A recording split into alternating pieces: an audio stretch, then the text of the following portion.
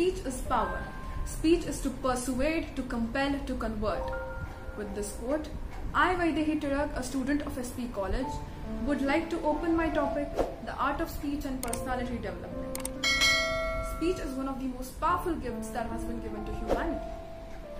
Think of your favorite people. It can be someone famous, an actor, a sports person, a businessman, a politician, or somebody from your social circle, a colleague, friend, family member. Why did you like them more than the others?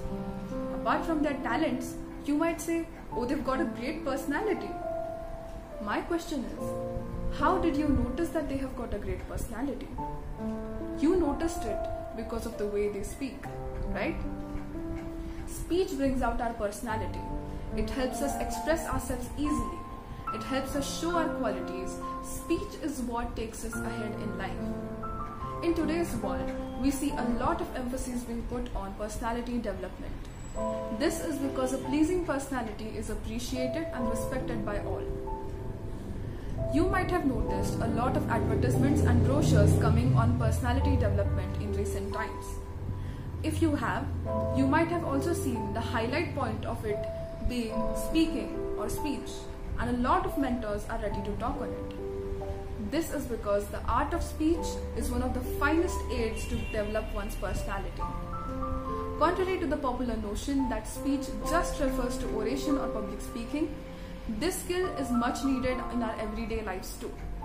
Because building and showcasing an impressive personality doesn't just happen on stage or in front of a podium.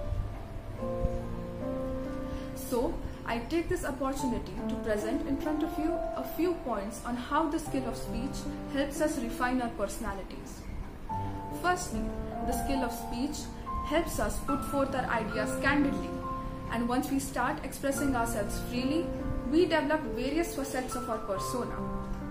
One of the most important parts of our personality that starts developing almost immediately that we start speaking in front of other people is our confidence. And with this newfound self-confidence, we start speaking effectively and convincingly.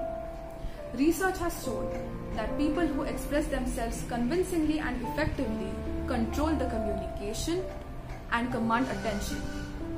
And along with commanding attention comes gaining respect. And according to a research conducted by professionals in 2016, this can massively help in bringing out the leadership among people.